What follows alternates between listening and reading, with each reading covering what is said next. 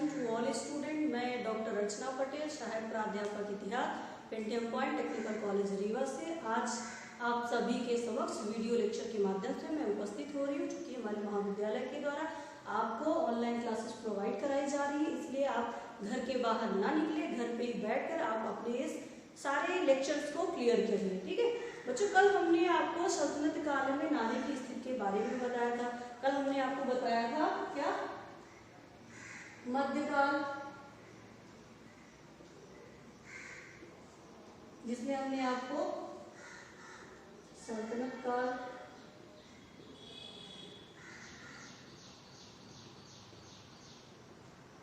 सल्तनत काल आपको कब से कब तक माना जाता है? 1206 से 1526। ठीक है, इसी तरह से आपका आ जाता है ये मुगल काल। कब से कब तक है आपका? 1526 से 1707, यानी कि बाबर से लेकर औरंगजेब तक का समय क्या है आपका?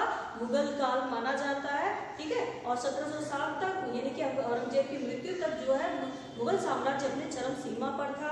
ठीक है, यहाँ पास हम नारी की स्थिति के बारे में बात करें क्योंकि आपका ये टॉपिक हो चुका है। आज हम केवल मुगल काल के बारे में बात करेंगे। तो मुगल काल में महिलाओं की स्थिति कैसी थी, क्योंकि यहाँ पास आपको पता चलेगा कि मुगल काल में भी महिलाओं की स्थिति कैसी थी। मुगल काल में उच्च वर्ग की महिलाओं की स्थिति, कैटेगरी वाइज डिवाइड है, सभी वर्गों में महिलाओं की स्थिति अलग अलग। जैसे अगर हम उच्च वर्ग की बात करें,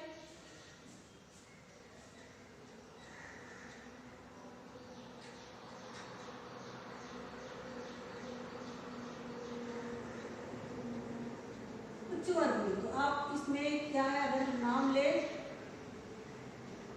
हमीदा बानो का, ठीक है, ये कौन थी? अकबर की माता और हुमायूं की पत्नी का नाम था। ये जो है तो बहुत ही अच्छी और दूरदर्शी महिला थी। इसने अपने योग्यता मतलब बुद्धिमती महिला थी, क्योंकि इसने समय समय पर अकबर और हुमायूं को सलाह भी ये दिया करती थी। इसलिए ये जो है तो उस टाइम की क्या है मतलब योग्य महिलाओं में से ही मानी जाती है। अगर हम दूसरा नाम ले लें किसका, एक है आपका सलीमा बेगम। सलीमा बेगम जो है कौन है? ये अकबर की पत्नी का नाम है। ये बहुत ही दूरदर्शी महिला थी। क्या थी? दूरदर्शी महिला थी। इस समय समय पर अकबर इनसे विचार विमर्श भी किया करते थे। और इसी तरह से आपका नूरजहां ये एक राजनीति में थी। इसमें राजनीति में नूरजहां जहांगीर की पत्नी का नाम है। और आपको ये बता दें, भले ही सत्ता जहांगीर के हाथ में थी, लेकिन सत्ता का वास्तविक संचालन कौन कर रहा था? नूरजहां के हाथों किया जा रहा था। ठीक है, यहाँ पास नूरजहां के शासनकाल में नूरजहां की माँ का नाम था अस्मत बेगम, जिसने इत्र बनाने की विधि का भी निर्माण किया था। मतलब उस टाइम की महिलाएं इन सारी चीजों में निपुण थी। जो आज हम तरह तरह के परफ्यूम वगैरह लगाते हैं, सारी चीज, इसकी शुरुआत कहाँ से हुई थी? नूरजहां के शासनकाल में, यानी कि अस्मत बेगम के द्वारा इत्र बनाने की विधि का निर्माण किया गया। इसी तरह से हम बात करें अगली महिला, कौन? मुमताज महल। ये कौन थी? शाहजहां की पत्नी का नाम है मुमताज महल, जिसकी याद में शाहजहां ने ताजमहल बनवा दिया, जो कि आज एक अजूबों में से एक जाना जाता। तो कहने का मतलब ये कि उस टाइम की महिलाओं की स्थिति कैसी थी? बहुत अच्छी थी। और अच्छी किस, केवल उच्च वर्ग की बात कर रहे हैं। ठीक है, तो यहाँ पास इनकी स्थिति अच्छी थी और ये क्या बनवा दिया गया? ताजमहल का निर्माण कर दिया गया। इसी तरह से अगर हम बात करें गुलबदन बेगम की,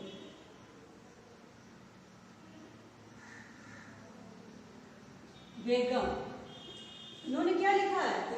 इन्होंने हुमायूं नामा लिखा है। ठीक है, ये बाबर की बेटी थी गुलबदन बेगम, और गुलबदन बेगम के द्वारा जो है हुमायूं नामा की रचना कर डाली गई। मतलब कहने का कि उस टाइम पे भी महिलाएं शिक्षा की ओर आगे की ओर थी, और इनके द्वारा जो कार्य किए गए थे वो वाकई में सराहनीय थी। क्योंकि यहाँ पास हमीदा बानो एक बुद्धिमती महिला थी, सलीमा बेगम दूरदर्शी महिला थी, नूरजहां राजनीति भी थी, और मुमताज महल के प्रेम में शाहजहां ने क्या ताजमहल का निर्माण करवा दिया, और गुलबदन बेगम ने हुमायूंनामा की रचना कर डाली। तो इस तरह से हम देखते हैं उच्च वर्ग की महिलाओं की स्थिति सम्मानजनक थी।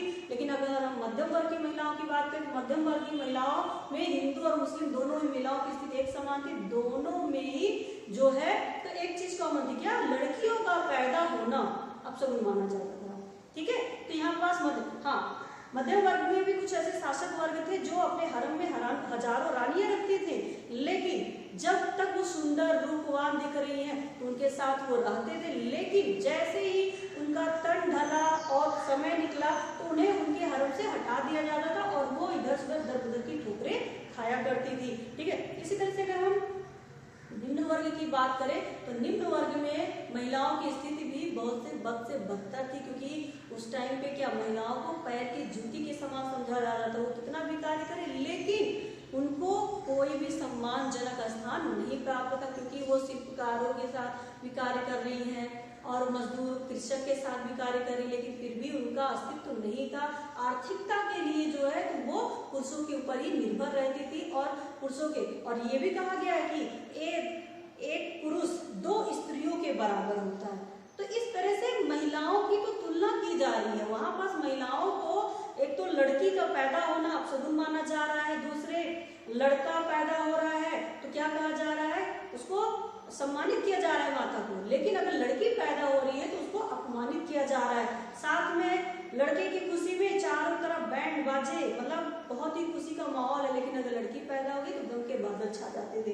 क्यों, और स्पेशली मतलब देखा जाए तो राजा महाराजाओं के यहाँ भी यही हाल था कि अगर लड़कियां पैदा हो गई तो वो क्या करते थे, शोक मनाते थे। ठीक है, अब हम यहाँ पास कुछ ऐसी प्रथाओं के बारे में आपको बताएंगे जो चीजें यहाँ फैली हुई थी।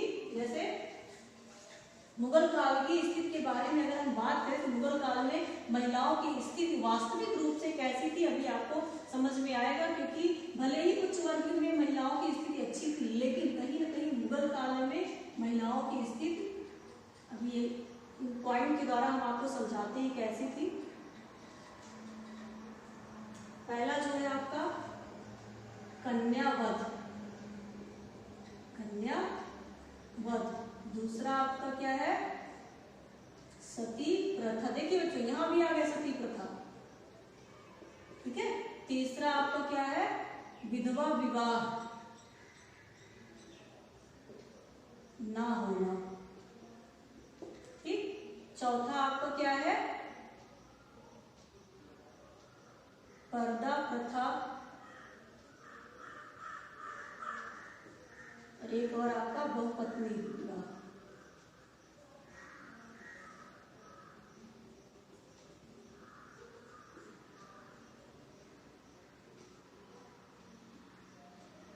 ठीक बच्चों, ये ध्यान से देखिए, यहाँ क्या है, कन्यावध, मतलब यहाँ पास लड़की के पैदा होते ही उसको क्या कर दिया जाता था, मार दिया जाता। आपने एक सीरियल देखा होगा, ना आना इस देश मेरी लाडो, वहां यही था, वहां भी लड़कियों को पैदा होते ही दफना दिया। सीरियल वगैरह जो बनाए जाते हैं कहीं ना कहीं हमारी रूढ़िवादी परंपरा को ही इंगित करते हैं। कैसा हमारा समाज था, हमारा जो भारतीय समाज था, किस तरह से महिलाओं के ऊपर अत्याचार करता था। तो यहाँ पर क्या, कन्या पैदा हुई उसको मार दिया। कैसे मार दिया जाता था, या तो उसे किसी पात्र में पानी भर कर उसमें डाल दिया जाता था, या जिंदा ही उसे लपेट कर धरती के नीचे दफन कर दिया जाता। तो कन्याओं का जीवन तो ऐसा होता था। राजा महाराजा तक ये किया करते थे, कहीं उनके शान में कोई खिलाफत ना हो जाए, इसलिए अपनी शान को ऊंची किए रहने के लिए लड़कियों को पैदा होते हुए उन्हें क्या करते थे, मार दिया करते थे। फिर अगला है आपका सती प्रथा। सती प्रथा में क्या है, सती प्रथा में महिलाओं को जो है तो पति की मृत्यु हुई तो महिलाओं को भी क्या है, मार दिया जाता, जला दिया जाता था जिंदा।